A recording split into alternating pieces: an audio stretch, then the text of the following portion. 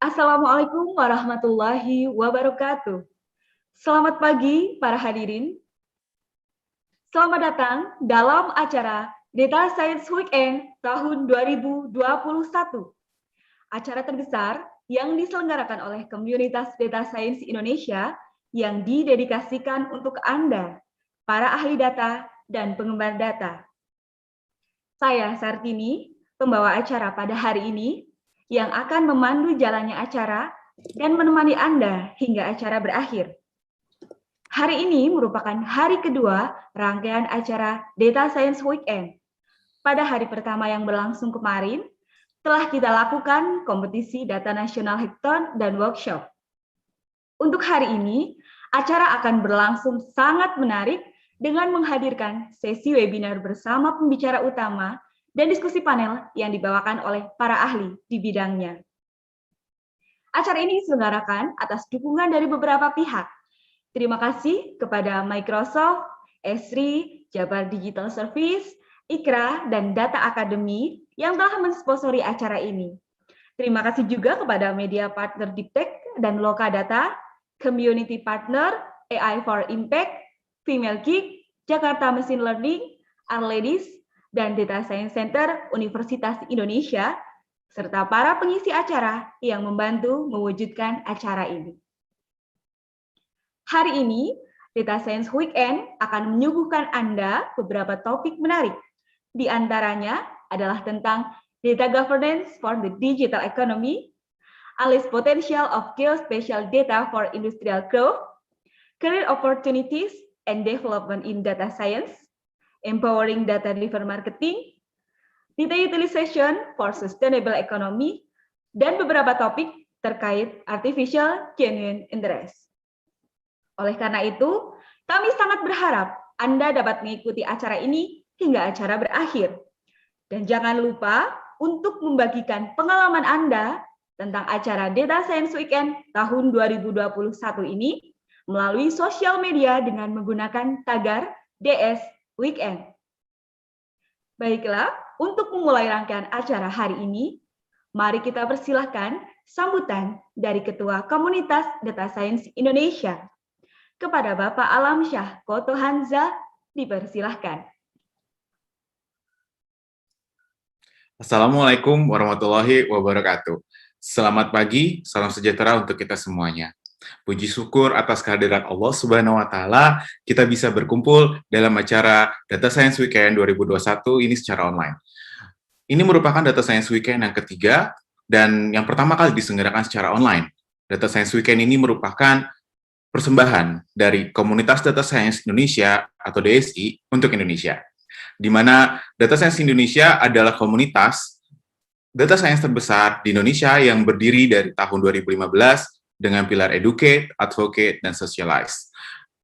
DSI sudah memiliki member lebih dari 11.000 anggota dengan 4 chapter aktif yang ada di Indonesia.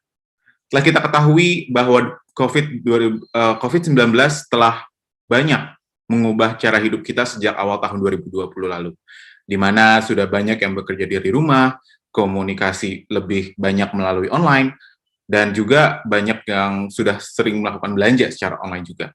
Karena online ini, DSI menyadari bahwa data sudah menjadi lebih esensial dari sebelumnya dalam membantu kita untuk membuat keputusan.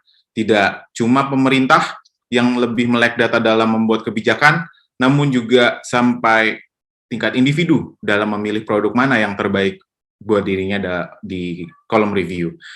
Untuk itu, DSI membawakan Data Science Weekend ini dengan tema Rebalance the Power, dengan harapan kita bisa bangkit bersama untuk menyeimbangkan kembali kekuatan kita melalui data dan teknologi di sekitar kita. Pada kesempatan kali ini, saya sebagai Ketua Data Science Indonesia ingin mengucapkan terima kasih kepada Panitia Data Science Weekend yang telah membuat acara ini berjalan dengan baik, pengurus Data Science Indonesia yang telah mendorong bergeraknya kegiatan DSI, member Data Science Indonesia yang mendukung terus kegiatan Data Science Indonesia, para sponsor dan partner untuk Data Science Weekend ini, Microsoft, Esri, Data Academy, Jabar Digital Service, dan Ikra, media partner, Diptek dan Loka Data, community partner, AI for Impact, Female Geek, Jakarta Machine Learning, Arledis, Diptek, dan Data Science Center UI, serta peserta Data Science Weekend tentunya yang telah berpartisipasi di acara kami ini. Sebagai penutup, saya harap seluruh peserta Data Science Weekend bisa mendapatkan insight baru dari acara ini, bisa share kembali segala ilmu yang didapatkan di acara ini, dan mengimplementasikan kembali ke organisasi masing-masing. Jangan lupa untuk meriahkan terus acara Data Science Weekend 2021 ini sampai besok. Akhir kata dari saya, mohon maaf apabila ada kekurangan dan kesalahan. Selamat mengikuti acara kami. Wassalamualaikum warahmatullahi wabarakatuh. Terima kasih kepada Bapak Alam Syah Koto Hanza atas sambutan sekaligus membuka acara Data Science Weekend hari ini. Acara berikutnya adalah sambutan dari Ketua Penyelenggara Data Science Weekend tahun 2021. Kepada Bapak Nabil Bajri, dipersilahkan. Terima kasih saat ini untuk welcoming speech-nya. Sebelumnya saya mengucapkan Assalamualaikum warahmatullahi wabarakatuh. Selamat pagi semua. Gimana kabarnya hari ini? Semoga semua dalam keadaan sehat ya. Tetap stay di rumah atau udah ada yang ini nih? Udah ada yang bisa mobilitas lagi nih? Ya bagaimanapun mungkin kondisi kita, kita tetap jaga protokol, jaga kesehatan, dan tentunya semoga pandemi ini segera berakhir. Puji syukur kehadirat Allah Subhanahu Wa Taala yang memperkenankan kita bisa berkumpul secara virtual di pagi ini. Semoga acara ini penuh berkah, manfaat, dan kita bisa menyebarkan manfaat ini tentunya bukan hanya di kita saja, tapi untuk banyak orang. Dan tentunya saya juga ingin mengucapkan terima kasih nih untuk para speaker yang sudah hadir mungkin di pagi ini. Ada Mas Pras sebagai moderator, ada Mrs. Leslie Goh juga dari former CTO World Bank, dan mungkin beberapa speaker lainnya yang nanti akan menyusul di hari ini dan hari besok, teman-teman. Kita akan berlangsung 2 hari full dari pagi sampai sore nih jam 6 di hari ini Sabtu dan besok Minggu. Dan tentunya saya juga mau mengucapkan terima kasih nanti untuk para juri nih yang mungkin lagi nonton di sore hari ini.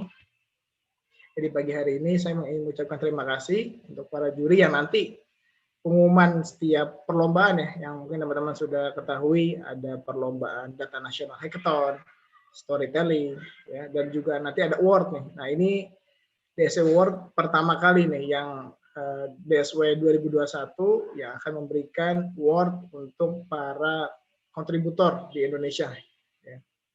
Dan tentunya saya juga ingin mengucapkan terima kasih kepada seluruh panitia seluruh panitia tanpa terkecuali. Kita ada sekitar 55 orang nih. Mungkin saya tidak bisa sebutkan satu persatu. Saya terima kasih untuk semua panitia yang sudah bekerja keras untuk bisa kita mewujudkan acara Data Science Weekend 2021. Dan tentunya tidak hanya itu, saya juga berterima kasih tentunya nih kepada para sponsor tentunya acara ini tidak akan terwujud tanpa bantuan atau pertolongan dari Allah Subhanahu Wa Taala, dan tentunya para sponsor yaitu Microsoft, Esri, Data Academy, Jabar Digital Service, Ikra, dan tentunya juga para media partner yaitu ada Deep Tech, Lokadata, Community Partner AI for Impact, Female Geek, Jakarta Machine Learning, Arledis, Deep Tech, dan DSCUI. Terima kasih untuk para sponsor dan media partner. Mungkin sebelum dimulai acara, saya ingin menyampaikan beberapa kata beberapa mungkin titipan dari sebelum-sebelumnya, acara-acara sebelumnya, dan tentunya juga mewakili panitia di sini. Selain mengucapkan syukur dan terima kasih, kami semua berharap dalam acara 2 hari ini kita bisa memberikan suatu manfaat artinya knowledge yang nanti kita akan share dari para speaker top.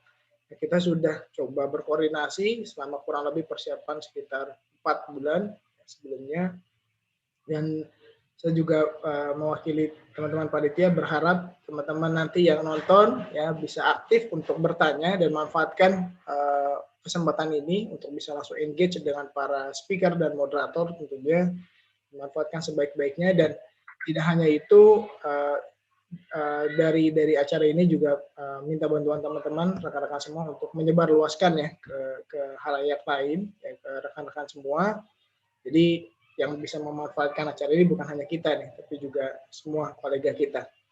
Dan tentunya Data Science Weekend 2021 ini bukan yang pertama kali, ya, tadi Mas Alam sempat sampaikan, tahun 2016 kita melaksanakan pertama kali di Yogyakarta nih, Jogja.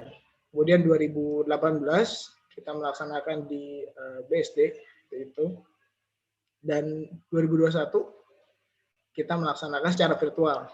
Jadi sebelum-sebelumnya offline, jadi ini Data Science Weekend pertama ya, yang dilakukan secara virtual, hopefully bisa lebih memberikan manfaat dari Data Science Weekend sebelumnya, dan tentunya untuk menjadi batu loncatan untuk Data Science Weekend berikut-berikutnya dan benchmark untuk acara data di Indonesia atau global. Selain itu, Data Science Weekend 2021 bedanya selain dilaksanakan secara virtual ya, teman-teman semua di Data Science Weekend 2021 ini kita juga tadi ada satu sub acara baru, Data Science Weekend Award, yang ini nominasi pertama yang kita berikan sejak DSI pertama kali berdiri ya di tahun 2015, dan mungkin sekitar sudah hampir 6 tahun kita terlibat atau engage dengan para data kontributor, data expert, dan di tahun ini semoga penghargaan ya, walaupun mungkin masih di tahap nasional ya, kita bisa memberikan penghargaan untuk apresiasi sebesar-besarnya untuk para kontributor data di Indonesia. Ya. Mungkin akhir kata, semoga seluruh rangkaian tidak hanya memberikan ilmu, tapi juga menginspirasi teman-teman semua untuk melakukan hal yang sama atau lebih dari yang Data Science Weekend lakukan, sehingga Indonesia talent, terutama ya talent development di Indonesia ini semakin baik, semakin terwujud, dan kita bisa bersaing dengan talent di luar Indonesia. Akhir kata, terima kasih atas seluruh kehadiran dan perhatian rekan-rekan semua. Semoga semua dalam keadaan sehat. Saya tutup. Assalamualaikum warahmatullahi wabarakatuh.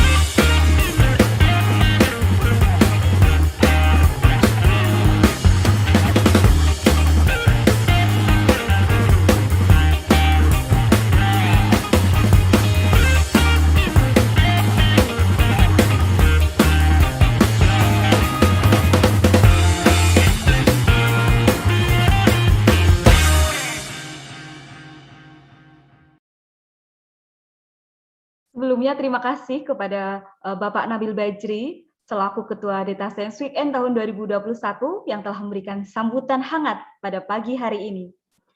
Selanjutnya, kita akan memasuki sesi pertama di hari kedua Data Science Weekend tahun 2021. Sesi ini merupakan sesi webinar yang akan dibawakan oleh pembicara utama dan akan dipandu oleh seorang ahli data sekaligus menjadi penasehat komunitas Data Science Indonesia. Dan bagi Anda yang ingin memberikan pertanyaan pada sesi ini, dapat langsung mengakses link Slido yang kami berikan pada kolom chat. Dan kepada Bapak Prasetya Dwi Cahya, selaku moderator, dipersilahkan.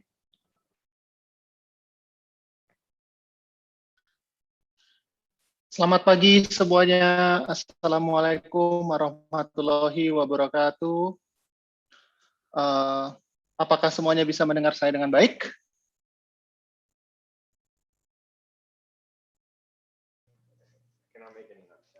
Hi, Halo? Ras. Ya. Can you see me? Terima kasih semuanya atas undangannya pada pagi hari ini. Saya senang sekali ya bisa kembali lagi untuk bergabung dan juga berpartisipasi di acara Data Science Weekend tahun 2021. Pertama-tama perkenalkan, nama saya adalah Prasetya. Saya saat ini memegang posisi sebagai advisor dari Data Science Indonesia.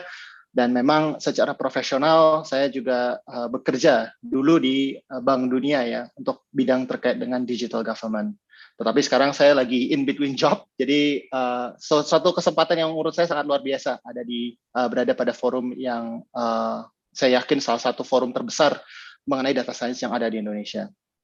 Nah, pada pagi hari ini sebenarnya kita akan kedatangan tamu yang sangat spesial, yaitu Miss Leslie Goh.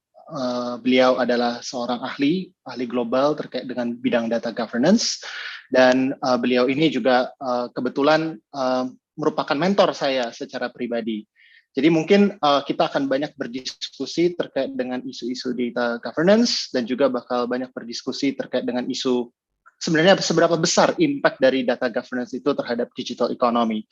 Karena seperti yang kita tahu, komunitas dari data science sangat bergantung kepada keberadaan dari data yang berkualitas, data yang dapat dipercaya, dan juga data yang ibaratnya data yang tetap memegang teguh prinsip-prinsip privasi ya. Bagaimana cara kita bisa menyeimbangkan atau membangun model yang baik tanpa menghilangkan prinsip-prinsip privasi yang merupakan kunci dalam kehidupan berdigital di masa sekarang ini.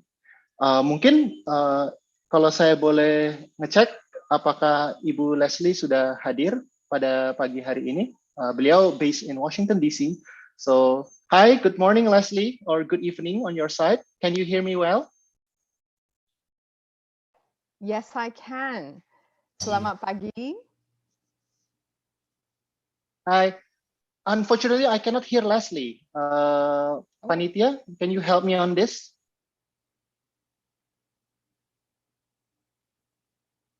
I can see her, but I couldn't hear her. Can you hear me at all? Hello? Okay, let me check on this. Yeah, I can hear you well. Hello, can you hear me now? Yes, I can. Can you hear me? But I cannot hear Leslie. Okay, let me change a little bit then. Okay, sorry. Okay, let me.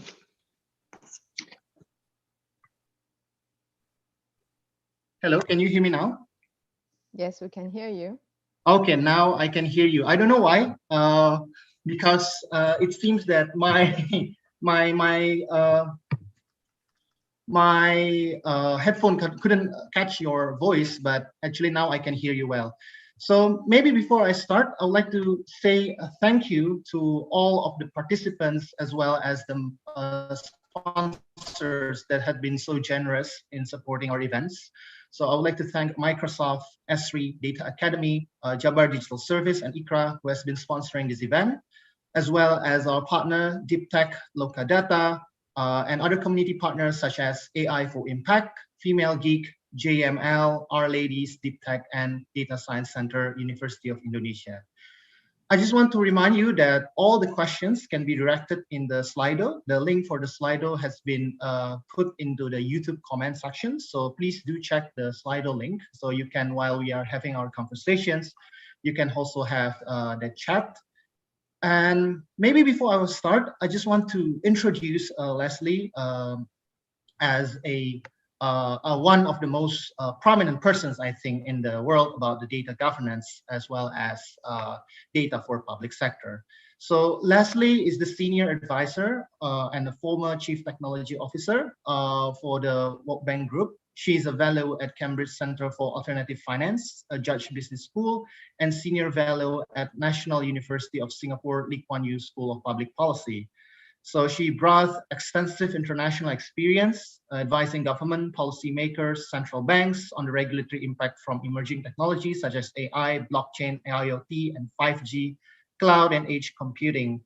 She worked on many high-profile data and AI in highly regulated industries such as financial service, healthcare, Agriculture, Digital Government. And Leslie is also Board of Director for Singapore GovTech and Harvard Advisory Board for HPAIR. She's member of the WEF Global Future Council on Data Policy to promote innovative thinking and shape a sustainable and inclusive future for all. So, I mean, like with all of these credentials, I believe most of you are really waiting for what Leslie is going to say about the data governance and impact for the for digital economy. So I just want to say hi first to Leslie. I know I've been talking too much, but Leslie, how are you? Like, how's weather in DC? DC is beautiful right now. I always like the spring weather in DC, and it's fantastic. The cherry blossom is blooming. The picture in the background was what I had last year, and I'm looking forward to being able to enjoy the cherry blossom this year. So thank you very much for the opportunity to share with you some of my thoughts today. Can you see my screen? Great. Great then, because you have a great weather there and also amazing time in DC. I hope you can also have a good time here, even though it's online. So Leslie, I just want to also remind all the participants and also viewers that don't forget to open our Instagram accounts, Data Science Weekend at Data Science Weekends and Data Science Indonesia at Data Science Indo. If you have any comment, also you want to post in the social media, don't forget to tag us. So please spread the news and also share the knowledge to everyone that is joining this session. So Leslie, without any further ado, I would like to invite you to start your presentations, and we are going to listen to your thoughts on this matter. Please, Leslie. Great. I just wanted to first thank you, everyone. Selamat siang. Thank you, Pras, and the organizing team for this event. I'm very honored to share my research on this topic with all of you, and also excited to talk about the topic around data governance. Why does it matter to digital economy? Because I have been working a lot in this space, advising many governments around the world, and talking about how the potential use of data in terms of data policies for enablers, and that can help with data protection and cross-border for data sharing and opportunities, but at the same time, the safeguards to manage the risk from deep fake and disinformation. So today I'll try to share with you both sides, and in order to help understand and balance what are the measures that needs to be in place. And data governance is a critical part of the digital economy because it refers to the capability to ensure high quality of data exists through complete life cycle of data, as well as control and management to support business objective. And the whole idea around this is that it is important to make sure that the effective governance framework prevents accidental data spillage and makes it more difficult for bad actors to steal data. It also establishes process to help business respond in case of data loss and worst case scenarios. Now in Indonesia, I understand that your parliament is currently working to pass the Personal Data Protection Bill, and the bill, among others, will cover the rights of data owners, as well as provides clear accountability and liability mechanism for those who control and process data. And this bill is needed as a legal infrastructure and will provide regulatory certainty for digital economy in Indonesia. So I'm looking forward to see how it progresses over time. So next slide I'm going to talk about is, and maybe, can you see my screen? Yeah, perfect, thank you. So this is a slide from the World Bank to talk about this importance of artificial intelligence and data as an accelerator of digital economy. And with the increasing importance of digital technologies such as AI and the amount of data generated for fintech in e-commerce platform and mobile payment to fuel the digital economy in Indonesia, it is paramount to have a clear understanding on the role of public and private sector and the roles and responsibilities of each of them in terms of proper data governance to protect personal data of the citizens and consumers. There is value in the diffusion of data sharing as individual, we make decisions based on trade-off for personal data privacy to get something in return that is of service and value to us. For instance, we give consent on location services for the ride-sharing application to know where we are in order for the car to pick us up. Now, our personal data that could then be used for advertising to recommend other related services or products. However, we are generally not aware of the different ways that our personal data is being used and reused beyond the original intended purpose, and how firms are vying for ways to get access to our personal data for the business benefit. So this week, the World Bank launched the first World Development Report focused primarily on the role of data for development, creating better lives. That comes at the time when COVID pandemic is wreaking havoc on the global economy and is bringing to the surface global data inequities and inequalities. So how do we tap on the full value of data, ensuring equitable access for the poor? What reforms are needed in data governance to protect individual, businesses, and societies from harm? Now, data is a powerful weapon as well in the fight against poverty, one that can potentially transform the lives of poor, but is also a double-edged sword. A social contract, therefore, is needed for data in order to get more value out of data while protecting people against harm and ensuring access and representation. Successful social contracts will be based on rules that help realize the full potential of data while creating trust in all participants that will not be harmed and that they will share in the benefits realized from greater use of data based on 3 pillars: value, trust, and equity. Finding the right balance would differ from country to country, reflecting differences in social norms and values, but all will benefit from advances in technology that protect people while facilitating the use. So there is a good report from Stanford on the Global Artificial Intelligence Vibrancy Tool that highlights some of the interactive and visualization that allows cross-country comparison for up to 26 countries across 22 indicators. The tool provides transparent evaluation of the relative position of countries based on users' preference, identifies relevant national indicators to guide policy priorities at a country level, and shows local centers of artificial intelligence excellence on data, but not just advanced economy, but also on emerging markets. If you look at the list, I don't see Indonesia in there. However, Indonesia was mentioned in the report on strategy highlights that talks about Indonesian strategy to guide the country in developing artificial intelligence between 2020 to 2045. It focused on education, research, health services, food security, mobility, smart cities, and public sector reform. I hope that in future version of the report, Indonesia will be ranked up on the top. So now I talk about what are the challenges on artificial intelligence and data platform. It comes down to 3 key areas. On the technology and technical side, it is about artificial intelligence, algorithm, and cloud adoption.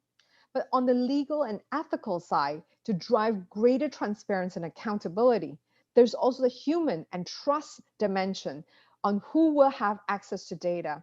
Ultimately, the challenge for many institutions is to focus the attention, unfortunately, on resource primarily and exclusively on privacy-based approach to data. This has resulted in not only a failure to harness the full value of data, but also asymmetry on policy development, creating rapidly fragmented policy that get in the way of sharing data for agreed upon purposes, creating a new data governance model that combines data from personal, commercial, and government sources will positively empower a variety of stakeholders while removing those unintended policy barriers. So what exactly is data governance, you may ask? From a broad perspective, data governance is defined as the policies, regulations, and incentives established to oversee how national data assets are collected, shared, used, and stored and reused. So data governance program covers the who, what, how of personal data protection. So the next area I also wanted to highlight in data governance is that it also covers on the social and economic outcome, but only if they are used in ways that create value, that generates insights and inform development. The conceptual framework that guides the answer to how data can foster development rests in three pathways. The first is on data used by government and international organizations to support evidence-based policy making. The second is around data used by civil society to monitor the effects of government policies, and by individuals to enable them to monitor and access public and commercial services. And the third pathway is to use data by private firms in the production process that fuels their own growth as well as economic growth of their firms. As capital, land, and labor are inputs to the production of private goods, data is an input to the production of development objectives in all three paths. But unlike capital, land, and labor, using data once does not diminish their potential to be used again. That is the uniquely amazing part about data. And it can be initially collected, but with one intention, but reused for a completely different purpose. That's why data governance is so important. So as I want to draw your attention to a few international experiences and examples to strengthen the conversation around data governance. As a member of the World Economic Forum Global Future Council on Data Policy, we are part of a collective movement around the protection and empowerment of people and communities across the global data ecosystem. We recently published our paper on the following areas on data policies for the data policy trends and what is top of the mind for several of us. And we come together collectively to talk about responsible data practices that must minimize the negative impacts. And we also talk about key data policy issues that will influence how all sectors of society will interact with data in the fast-growing future of technology. Given this changing landscape, the experts among various folks in public and private sector weigh in on the data policy topics that are important in today's world. There is also an untapped potential in data that, if harnessed in rights-respecting manner, could have positive implications for helping to solve society's biggest problems or creating new economic value. So currently, though, much of the data needed to tackle these pressing challenges remains siloed within both or either public and private sector sources. At the same time, many jurisdictions, both in the real and digital world, lack comprehensive data protection and data security regulations to protect people's rights and create sustainable mechanism for data usage. And furthermore, institutions tend to struggle with building actionable models, leading to systems that focus more on collecting massive data set than on unlocking the value from the data that is spread throughout the institution. And finally, there is also a vexed issue of data accuracy and the need to minimize inherent biases contained in most of the data sets. So the ubiquity of deepfakes, as well as varying forms of disinformation and misinformation across social media platforms, has placed a huge spotlight on the need for a greater focus on the human element of data policy. What is the victim's redressability? And what should be the role of governments and private sector in calling for greater accountability, transparency, and responsibility across the data ecosystem? So let's look at a few things. One is the consent model. Now, how many of us have clicked on consent button and not read a single word in the legal terms and condition? I would dare say most of us, myself included. And then the next item is also around creating effective policy on cross-border data flows as a priority for any nation that could critically depend on the interactions with the rest of the world through the free flow of capital, goods, knowledge, and people. Now, more than ever, cross-border data flows are key predicates for many countries and regions that wish to compete in the fourth industrial revolution and thrive in the post-COVID-19 era. So here is an example of building the foundation of data-first economy. The new World Economic Forum roadmap, produced by the collaboration of the Bahrain Economic Development Board together with World Economic Forum, includes a country-level policy building blocks designed to harness the benefit and minimize the risk of cross-border data sharing.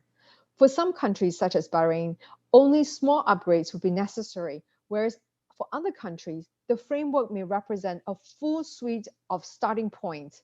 By following the recommendation, policymakers can build best practices, legislations, and harness the economic and social benefits of data-reliant ecosystems. Now, here's an example closer in Asia between Singapore and Australia. Cross-border data flows freely with protection and purpose are necessary to support trade and agreements for import and export of all goods and services. If data is not allowed to move, then almost any cross-border activity will come to a screeching halt. And this underscores the extreme forms of data localization policies are completely misplaced, and instead what would be required on global norms, ensuring that data can flow in an accountable fashion. Technical measures and practices need to be in place that could effectively safeguard the data against abuse and ensure that there is the data protection during the transfer of data across border. Let's have a look at the Singapore-Australia Digital Economy Agreement. It enhances existing digital trade arrangement between both countries under the Singapore-Australia Free Trade Agreement. It also includes 7 memorandum of understanding to operationalize some of the modules in this agreement by identifying or mapping collaboration projects specifically in the areas of artificial intelligence, data innovation, digital identities, personal information protection, e-invoicing, trade facilitation, and e-certification in agricultural commodities. Singapore is a good example of data governance from principles to practice. What is shown here are the highlights of the modules in the Digital Economy Agreement between Singapore and Australia. The Personal Data Protection Commission, published by Singapore IMDA, outlines the artificial intelligence governance framework to foster responsible development and adoption of artificial intelligence. Data as the basic building blocks of the digital economy in Singapore. And data security is a critical safeguard towards building a smart nation. Talking about smart nation, in 2019, November, Singapore published the new National Artificial Intelligence Strategy to focus on 5 key sectors: education, healthcare, freight and movement, border clearance, and municipal services. The guiding principle is to use a human-centric design to apply technology to generate the economic gains and improvements of lives. If you look at the way Singapore government, digital government is set up, data is at the heart of the digital government setup. Singapore has been researching with academic and international organizations to develop the Trusted Data Sharing Framework, which was published in June 2019. I've included the link of the great report for you to have a look. Data is at the heart of digital government that must go beyond digitalizing the processes and offering government services online.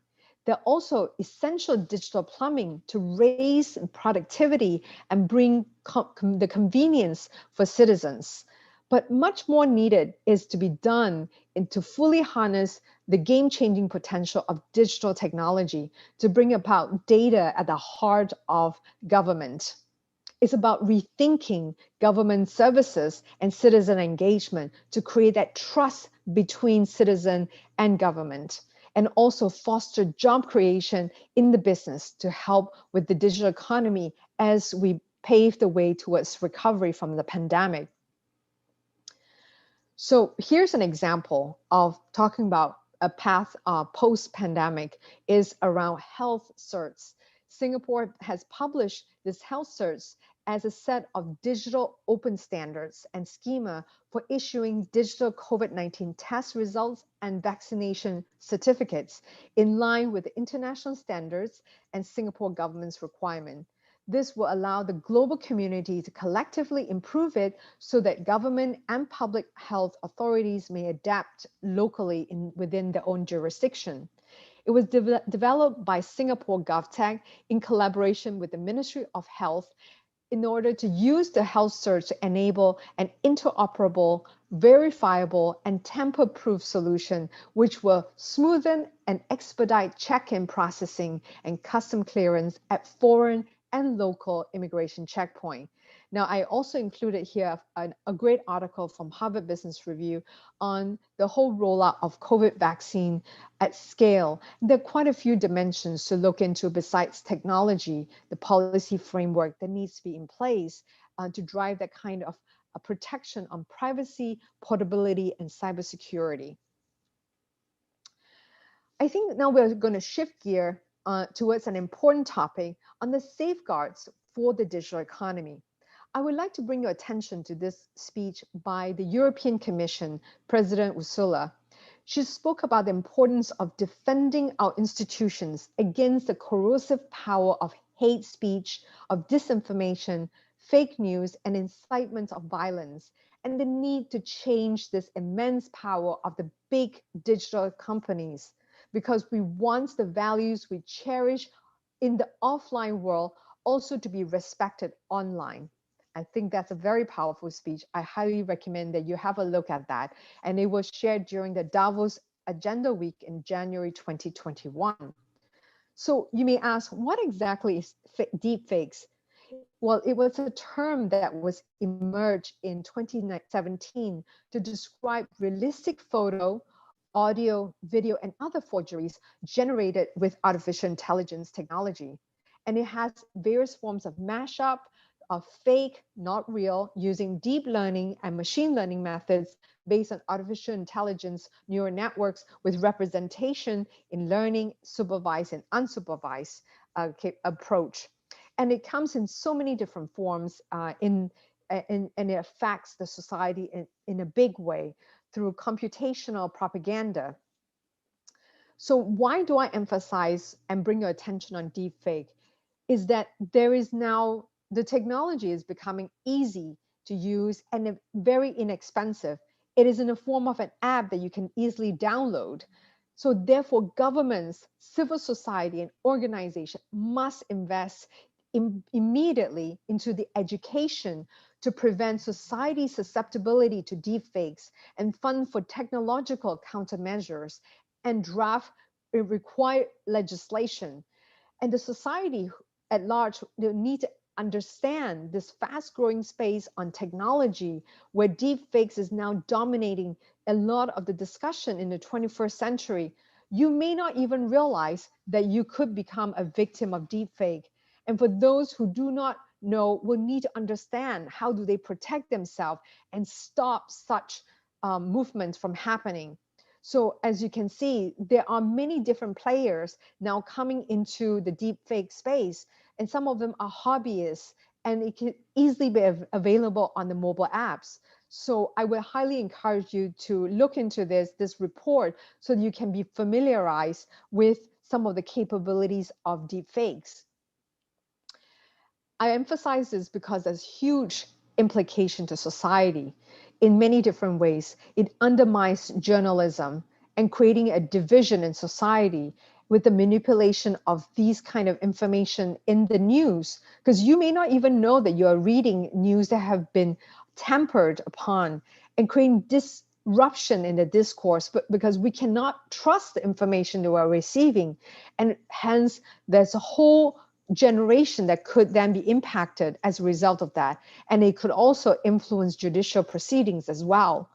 So when I summarize this, I see three key forces on individuals and organizations: disinformation, video content has the effect of being a potent form of content for audience to develop a strong reaction. What you see on YouTube, you think that might be real, but because we always associate seeing is believing, but this will also allow altered content and video to spread more quickly and be less contested as inauthentic content.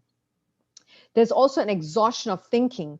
Greater effort will be required by individuals to determine if media is manipulated or authentic, given the prevalence of even trusted actors sharing inauthentic media by accident because they don't know the difference.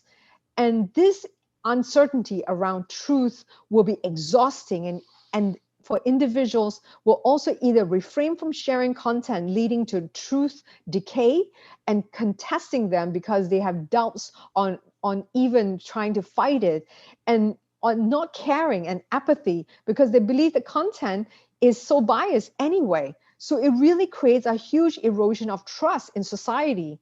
And lastly, the liar's dividend, escaping accountability for the truth.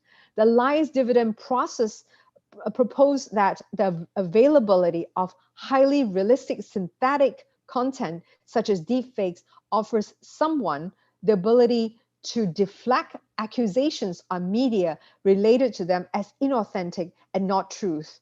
It involves the notion that individuals could successfully deny the authenticity of genuine content, particularly if it depicts improper or criminal behavior, by claiming that the content is fake. And this was something discussed by Professor Chitron and Sesney at great length. And during the US 2020 election, deepfake was used against the democratic process to create polarization of public opinion. Furthermore, it will also enable individuals and groups to create the doubts on any claims made against them by claiming that deepfake has been used, a technique that is associated with liar's dividend.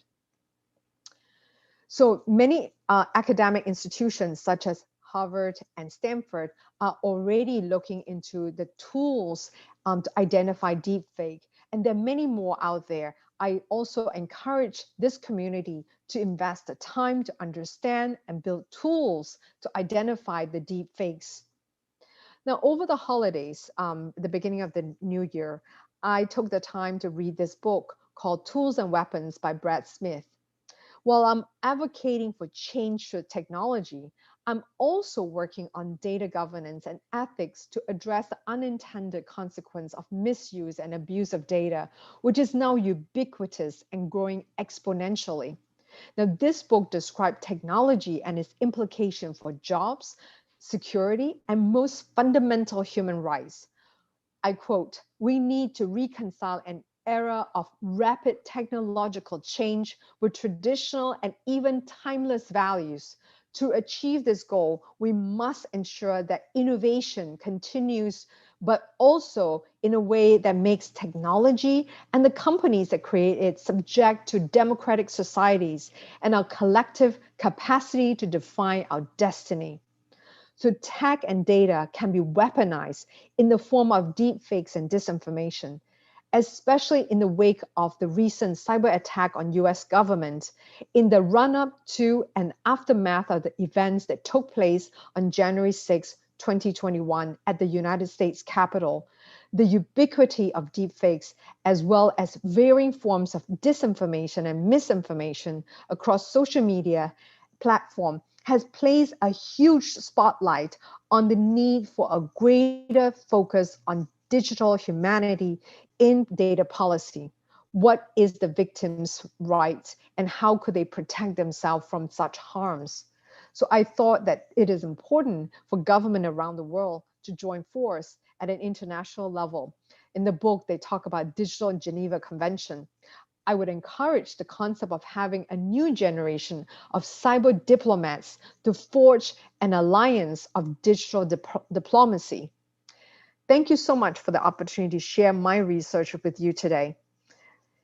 So Brass, I'd like to get your reaction and see how the audience think about the content I've just shared.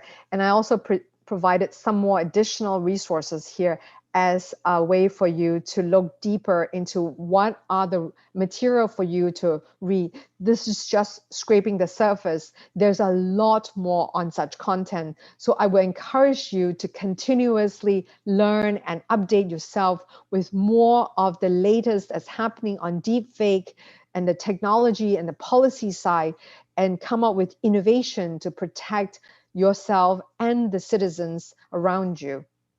Thank you so much. Thank you so much, Leslie. I hope you guys can hear me well, right? Don't want to speak to myself. Leslie, I believe that there will be some kind of applauses. Unfortunately, we cannot hear that applause because we are now here in online mode. But I believe a lot of people can resonate on what you have already said, especially on the importance of data governance and how the linkages between the data governance with the role of digital government in stimulating the growth of digital economy in the today's world. Maybe before I would like to start with some kind of discussions, because we still have a lot of time, and I saw a lot of questions already coming in. So I just want to remind everyone that we would like to also thank our sponsors, especially those who are contributing a lot to make this happen, to even realize. I would like to thank Microsoft, ASRI, West Java Digital Service or Jabar Digital Service, ICRA and Data Academy for generously supporting and sponsoring our event.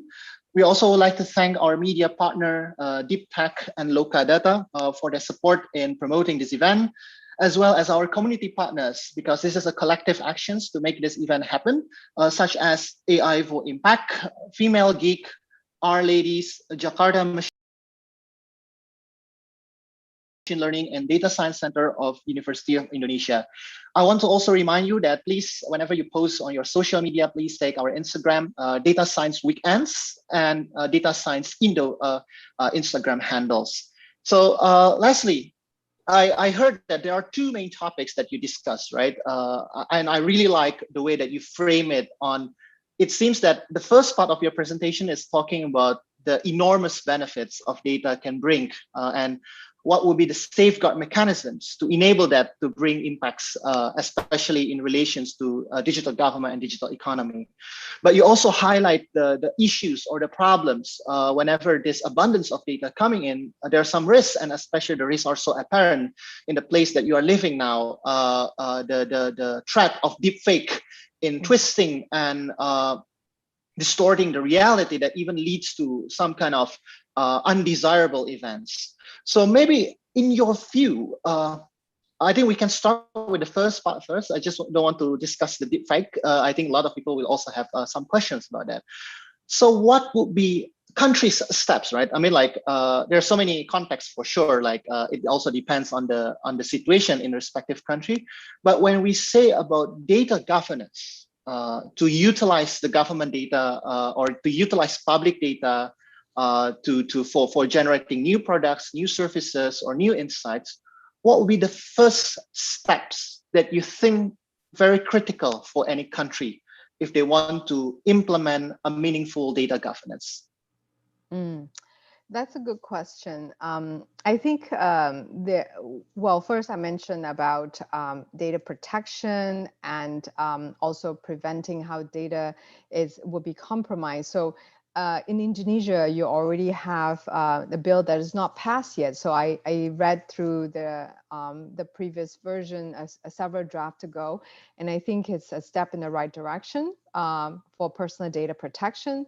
And also, I think it's important to have the ability to detect and respond to data incidents and cultivate a culture of data excellence, capacity building, and then having accountability in the Data Protection Act and measures, making sure that all the actors who have touch points in the data ecosystems utilize the data in a responsible manner, and then having a sustainable resiliency on the data security regime, which is important because there's so much of data issues related to cybersecurity and also deepfake. So I think all these are some of the key recommendations I would suggest as areas to focus on. Each of them will have its own track that needs to be fleshed out in greater detail.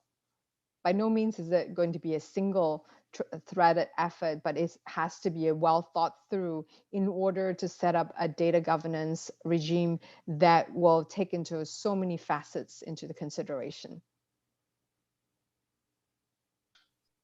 Thank you, Leslie. Yeah, that's very useful, especially when you said about we are now on the right track, and I also believe so because I'm also involved in that discussions on the protection, personal data protections. I think it's fundamental, and a lot of the key actors, especially in data community, are waiting for because it gives them more clarity on how they should maintain and also to use the data, right? I just want to see the other perspective or the other part of about the data, right? I mean, you're talking about the safeguarding principles of making sure the privacy is preserved and ensuring the cybersecurity, which I believe that's very, very important.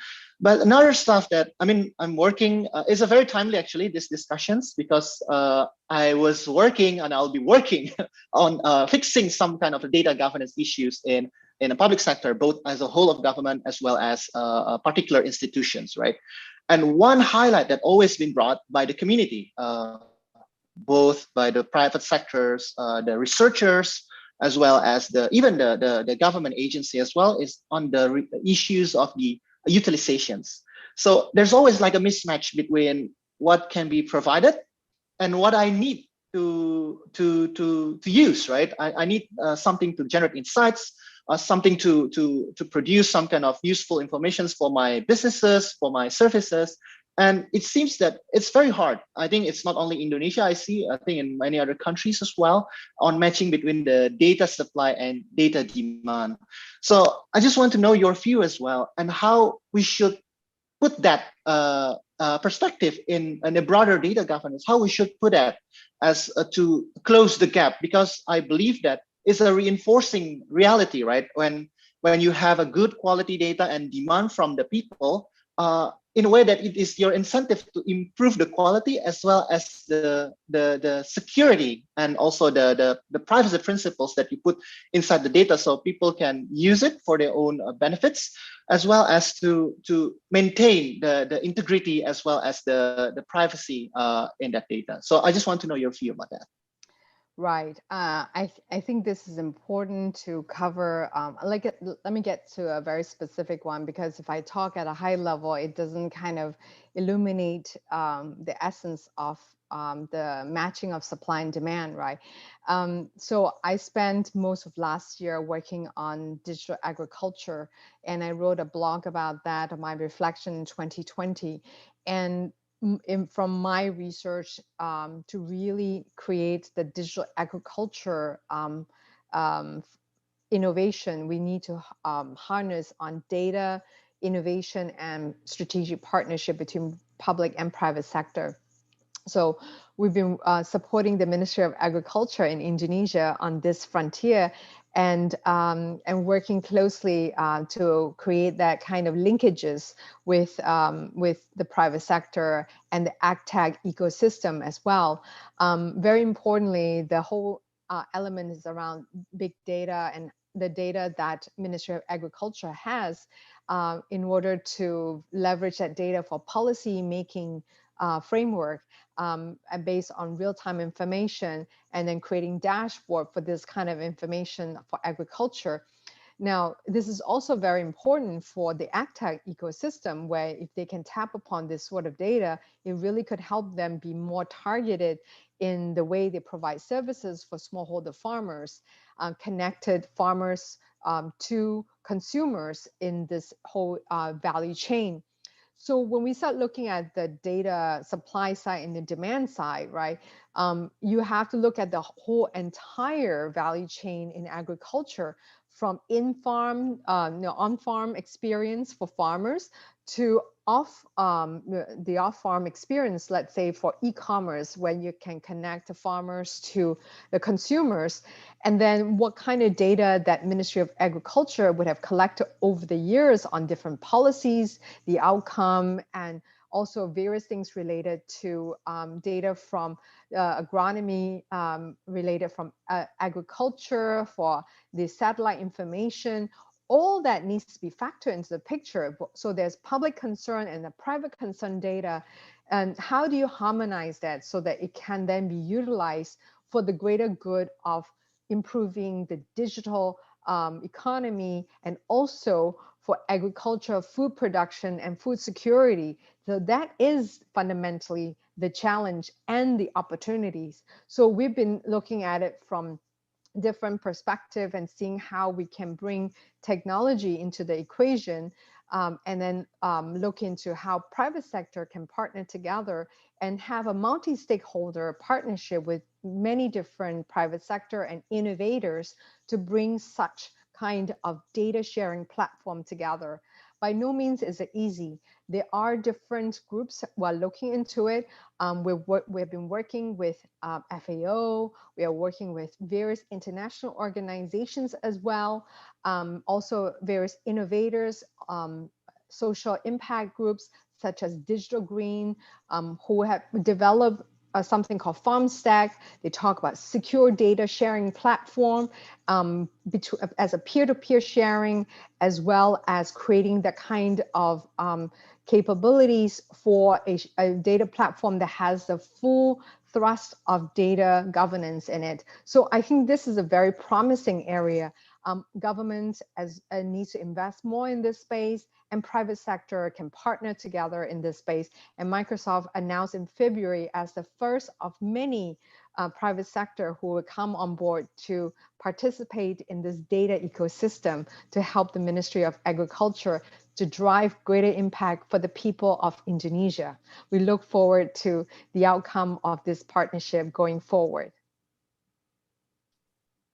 Thank you, Leslie. So if I can like draw some kind of lines, like a conclusions from your points, was I think it's important to bring people together at the same table, speaking the same languages. I think that's a key for us to really close that gaps and ensures that the benefits of the data can be enjoyed by everyone. So it is nice, like a good segue actually, because there are a couple of questions from the audience, and I would like to bring some of them, which I think can draw from wealth of your experience. So I think the first questions, unfortunately, the person didn't really put his name here or her. So it's saying about maybe it's not really a broad data governance in a country level, right, Leslie? But I believe that you also had experience in the private sector as well. So the question is, how should the collaborations between the data governance, I believe this is a data governance unit and a business unit in a company, to speed up the business while also protecting the data and security? I mean, like this is a classic issues of the compliance versus the business unit, right? But in the perspective of a data ecosystem. And I just want to give you the context, Leslie, because a lot of companies, I mean, like in many countries as well, a lot of companies really impacting millions of people, especially here in the state-owned enterprises, impacting millions of people. So this kind of context of ensuring the data governance and the innovations that generated by other business units can go hand in hand. And maybe you can have your perspective on this, please. So I actually mentioned that to some degrees in my last slide, or second to last slide. I talk about the tools and weapons, right? And any technology and data could either be an asset or it could be used as a weapon. So there are a few key principles that private sector can really hone in on, and that is responsible use of data. That is fundamentally an important aspect. Sustainability, making sure that there is a way to make sure that there is a focus on sustainability, and that aligns with some of the key elements on how do you drive greater data responsible use, and also and driving impact to the people who could benefit from it. And then some of the key principles, such as good journalism. I mean, in some cases, some of them are big tech that has a social media platform. So I assume if your question is for private sector, in some cases, big tech, who are generating a huge amount of data, and also be on social media platform, they need to be held with a high level of accountability and transparency as well, to share more about how they reuse and utilize the data that the consumer has provided to them as part of the whole consent mechanism. Then there's also the whole idea around ethical use of data on artificial intelligence. This is a big topic because many private sector need to be aware of some of the unintended consequences of data use and misuse, and also the areas around income inequality and biases. So as we know in many research studies, AI is biased, can be biased because the data that goes to about training it is biased. Therefore, what measures are they taking to make sure that it does not deepens the digital divide as a result of their algorithm and the way they're using the AI mechanism, let's say for digital credit scoring, as an example. So I think for private sector perspective, I would I will hope that there is a high level of accountability from the policy framework side, but also from citizens and the people who are working in the organization to expect their companies and the organization to act responsibly. Thank you, Leslie. So I heard the points of accountability, transparency. I think that's a key points that we also have to put as well, right? So this is not only about the internal company regulations or internal company policies, right? But it's also how the citizens and how the external or the citizens in general, especially, to can hold them accountable, especially for the use of data. I mean, the points of the bias training data sets is something that's very, very important. And I personally, especially as the one who works in Indonesian data science community, feels that this topic is not really being discussed much, because if we understand a lot of machine learning models that are being deployed, we don't have any accountability or no, I would say that how we can check whether the training data sets are biased certain degrees or not. So thank you so much for bringing that points up. And I believe that a lot of people now, the audience, also taking notes on this. So Leslie, if I may, I would like to continue. There are a couple of other questions as well. So the next question is about CIA. But this is not about the Central Intelligence Agency, of course. We're not talking about that. But it's about the confidentiality, integrity, and availability principles, especially in the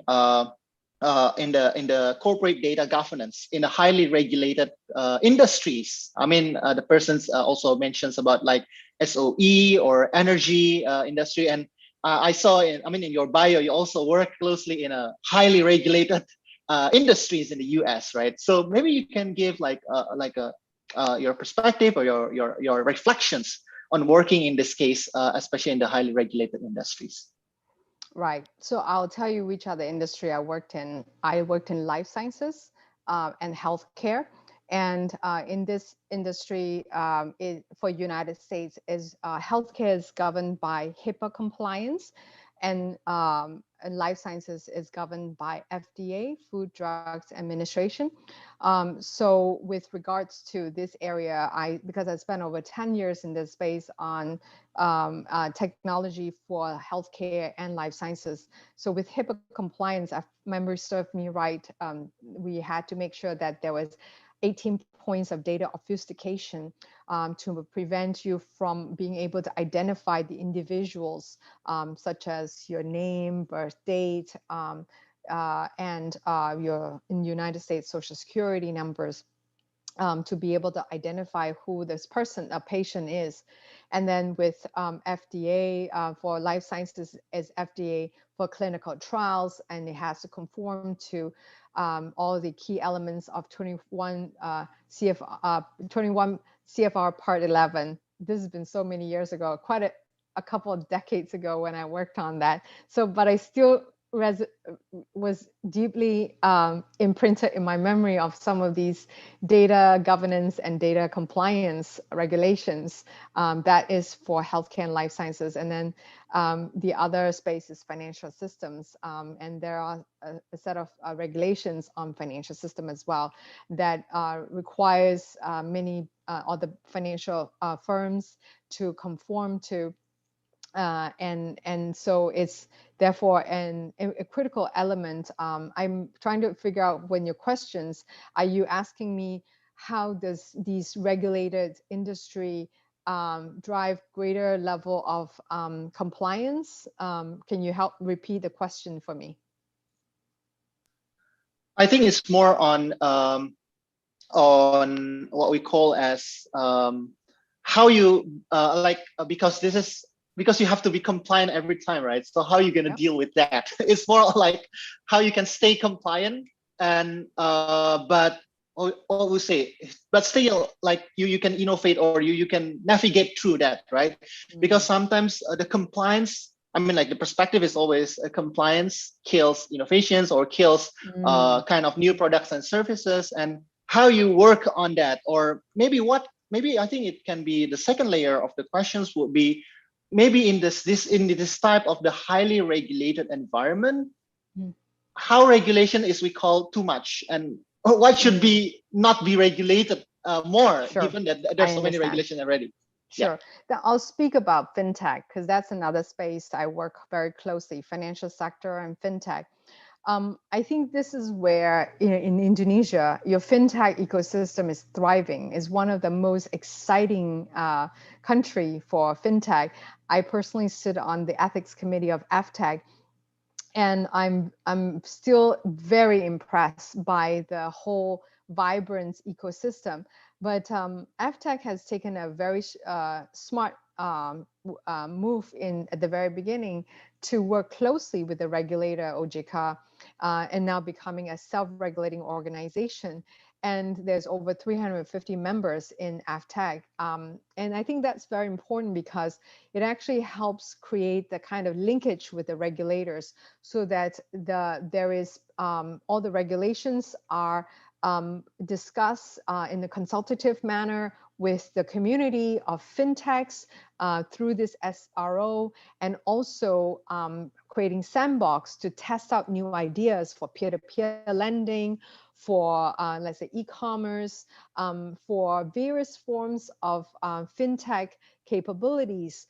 So I think it is a principal approach for policy making in the space, but also using the sandbox to understand how the fintech innovate. While fostering innovation, you can also help guide along the line for the policy to create a high level of rigors to conform with regulation. So that way there is a nice harmonization from both sides, from the innovators and the regulators, to create that synergies together. So I think in Indonesia, you're doing a great example in the fintech space. Thank you so much, Leslie. I think that's a very important point, especially the examples from the fintech. And Leslie, I've been nudged by the organizing committee. I want to talk more, but of course we cannot do it because of the time constraint. But I just want to invite you for your 1-minute closing remark, if you have anything to say to us before we're going to close it. Well, time flies when we are really having such engaging conversation. I am very, very delighted to share my learnings and my research with you. And as you can see, digital technology is blurring the boundaries of private and public sector, and also across sectors and industries. I've seen agriculture, agtech together with fintech now in Indonesia, so driving a lot of opportunities for this kind of data exchange. So this leads to the convergence of adjacent industries to create new digital ecosystem that are customer-centric. Now, in this Harvard Business Review article, Competing in the Age of AI, the authors state that organizations that excel at connecting business aggregating the data that flows among them, and extracting its value through analytics and artificial intelligence will have the strategic competitive advantage. I highly recommend you read the article. Now, with that in mind, we could consider the notion of social contract on data. The key ingredients include adopting and effectively enforcing a robust legal and regulatory framework while fostering innovation, and develop according to the rule of the law and principles fit for the digital age, and in an inclusive multi-stakeholder that includes public and private sector consideration. And safeguarding mechanism that includes ensuring data is used for legitimate purpose and adopting due process for the localization of data. And then lastly, enabling mechanisms include developing unified interoperability and data quality standards by government in collaboration with private sector innovators so that collectively you can create even greater value on the use of data in a responsible way. So it is not a straightforward path to success, no silver lining or quick wins. I could only go by the examples that I've worked on and what I've learned over the years in my research. It will be very contextual to the country and the local needs. Hence, I hope that through this data science event, we will empower the youth and the great data science community in Indonesia to rise up as the next generation of leaders to come up with new solutions for this challenge. I thank you very much for this great opportunity to share in the conference, and I wish you a great event for the rest of the conference. Thank you so much, Pras, and the rest of the organizing team. Thank you so much, Leslie. Thank you so much. It's an honor also to having you here, and despite your very, very busy schedule. And you know, you make my life easier because you already summarized everything by yourself. So that's so lovely, Leslie. And I think we are now approaching the end of our event. So I was informed that we are going to have a virtual photo session. So I would like to invite colleagues from the organizing committee and as well as the chairman of Data Science Indonesia and the vice chairman of Data Science Indonesia, Alam and Nabil, to join the stage, a virtual stage, of course, in this case, please. And then we are going to have a photo sessions with Leslie today. So can someone give the cue whether the photo is being taken or not? Because I don't know how we can see the people. Okay. Are we done? Okay, Mas Nantito. Okay, so let's see. 1, 2, 3. Another one, maybe. 1, 2, 3. Okay, we are taken. Okay, great. Thank you so much, Leslie. Thank you so much, everyone. I think Thank you so much. you have a wonderful Leslie. sessions, and unfortunately, we only have a short time now. So I just want to say something that the Data Science Weekend is now running from the March 26 until 28. And there are more than 30 people, experts in the business, data, technology, and public policies now participating in our event. And don't forget to follow our Instagrams, Data Science Weekends and Data Science Indo, to get the information, tips, and other programs of Data Science Indonesia. So, and don't forget, if you want to post in social media, please do tag us and also use the hashtag rebalancing the power and hashtag sebar semangat dari rumah. So we are now having this wonderful conference from home. So I just want to say thank you so much for having us today. And I'm Prasetya Dwi Cahya. Now I'm signing out, and good morning, everyone. Thank you. Thank you so much.